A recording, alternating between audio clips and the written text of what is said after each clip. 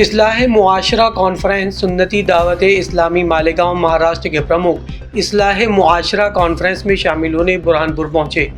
دیر رات تک چلی تقریر۔ سنی دعوت اسلامی مالیگاؤں مہاراشٹر کے پرمکھ سید امین القادری منگلوار رات برہانپور پہنچے۔ یہاں دیر رات انہوں نے سٹیزن بینک کے پاس جیستھم میں آیوجت اصلاح معاشرہ کانفرنس میں سمبودھن دیا۔ اس دوران کافی تعداد میں لوگ تقریر سننے پہنچے۔ یہ آیوجن سنی دعوت اسلامی کے 33ویں سالانہ اجتماع کے نمنترن کے تحت آیوجت کیا گیا تھا۔ اسے لے کر مولانا سید امین القادری خاندیش کے دورے پر ہیں۔ اجتماع آزاد میدان ممبئی میں ہونے جا رہا ہے۔ دینی اور دنیاوی تعلیم کو لے کر بات رکھی گئی۔ انہوں نے وائی فائی موبائل کے غلط استعمال سے بچنے کی صلاح دی۔ انہوں نے کہا کہ موبائل کی ریکارڈنگ کر کے کسی دوسرے کو سنانا بھی غلط ہے۔ اس سے پریوار، سماج کے لوگوں میں آپس میں ایک دوسرے کے پرتی دشمنی پیدا ہوتی ہے۔ مذہب اس کا حکم نہیں دیتا ہے۔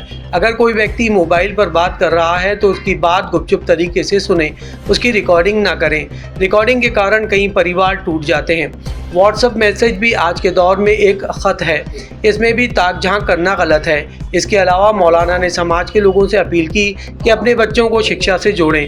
تقریر رات قریب 12:30 بجے تک سمپن ہوئی، جس میں کافی تعداد میں لوگوں کے ساتھ علماء آدی بھی شامل ہوئے۔ پہاڑوں سے زیادہ طاقت آ گئی۔ وائی فائی کا استعمال کس لیے ہو رہا ہے؟ ریچارج کا استعمال کس لیے ہو رہا ہے؟ اسی لیے دنیا میں آئے تھے۔ ہم دنیا کی دوسری قوموں سے بات نہیں کرتے، لیکن آپ سے پوچھتے ہو، تم تو محمد رسول اللہ کے امتی ہو، تم تو رسول اللہ کا کلمہ پڑھتے ہو، تم تو اس نبی کا کلمہ پڑھتے ہو جس نبی کی حیا کا عالم یہ ہے کہ انہوں نے پوری زندگی کبھی اپنی آنکھ کی کنکھیوں سے کسی کو اشارہ بھی نہیں کیا۔ لوگ آنکھوں سے اشارہ کرتے، حضور اتنے باحیا تھے کہ کبھی حضور نے اپنی آنکھ سے بھی کسی کو اشارہ نہیں کیا۔ جو رسول آنکھ سے اشارہ کرنے میں حیا کرے، اگر اس رسول کا کلمہ پڑھنے والی امت اپنی آنکھوں کو آوارہ کر دے تو ہوگا کیا؟ لوگ کہتے ہیں عبادت کی توفیق نہیں، عبادت کی میں لذت اور حلاوت نہیں۔ حدیث پاک میں آیا ہے، جو اپنی آنکھوں پہ کنٹرول کر لیتا ہے، اللہ اس کو ایمان کی حلاوت عطا کر دیتا ہے، اللہ اس کو عبادت کی لذت عطا کر دیتا ہے۔ آج ہماری آنکھیں آوارہ ہو گئی ہیں۔ فرمایا آنکھوں میں سیسہ پگھلا کر کے ڈالا جا رہا تھا اور کانوں میں، کیونکہ وہ ان چیزوں کو دیکھتے تھے جو اللہ نے حرام کیا۔ اچھا، یہ صرف فلم، زنا کی فلم دیکھنا ہی حرام نہیں، صرف عورتوں کو پاپ کی نظر سے دیکھنا ہی حرام نہیں ہے۔ اگر آپ علماء سے پوچھیں گے تو علماء آپ کو یہ بھی بتائیں گے کہ جو دوستوں کے میسیجز دوست اپنے موبائل میں چھپانا چاہتے ہیں، وہ آپ زبردستی جو آنکھیں ڈال ڈال کر کے دیکھتے ہو نا، اس کی بھی شریعت نے اجازت نہیں۔ ہمارا مذہب تو اتنا مقدس اور اتنا پوتر ہے کہ وہ کسی کا خط بھی اجازت کے بغیر پڑھنے کی ہمیں جواز کا حکم نہیں دیتا۔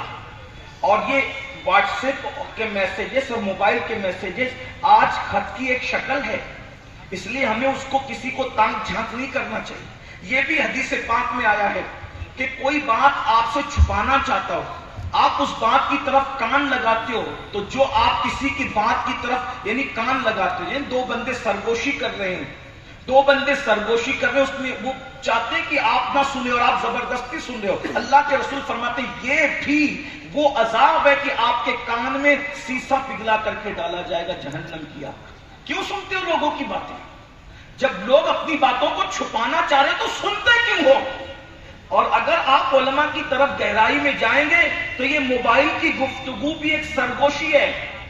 یہ جو کسی کی اجازت کے بغیر اس کا فون ریکارڈ کر کے آپ واٹس ایپ پہ ڈال کر کے پوری دنیا میں جو آگ لگا رہے ہو، تو آپ کانوں کے اندر سیسہ پگھلا کر ڈلوانے کے لیے تیار رہیے۔ آج امت کے اندر جو بہت سارا جھگڑا ہے، ساس بہو میں جھگڑا، اس کی ریکارڈنگ کی سنا دی، دیورانی جیٹھانی کا جھگڑا، اس کی ریکارڈنگ کی سنا دی، میاں بیوی کا جھگڑا، اس کی ریکارڈنگ کی سنا دی، پیر کا جھگڑا ریکارڈنگ کر کے ڈال دیا۔ کیوں کر رہے ہو ایسا؟ ارے جب سرگوشی تو چھپانے کی چیز تھی، تم نے اس کو کیوں اس کو واضح کر دیا، اس کو عام کیوں کر دیا؟ یاد رکھنا، اگر دندناتے پھرتے یہ سوچتے ہو کہ ہمیں کون کیا کر سکتا ہے، تمہارا کوئی کچھ نہیں کر سکتا، لیکن اللہ کا ارشاد ہے، ان بطش ربک لشدید، تیرے رب کی پکڑ بڑی سخت ہے، تیرے رب کا عذاب واقع ہونے والا ہے۔ ان عذاب ربک لواقع، آخرت میں اللہ رب العزت نے تیار کر رکھا ہے۔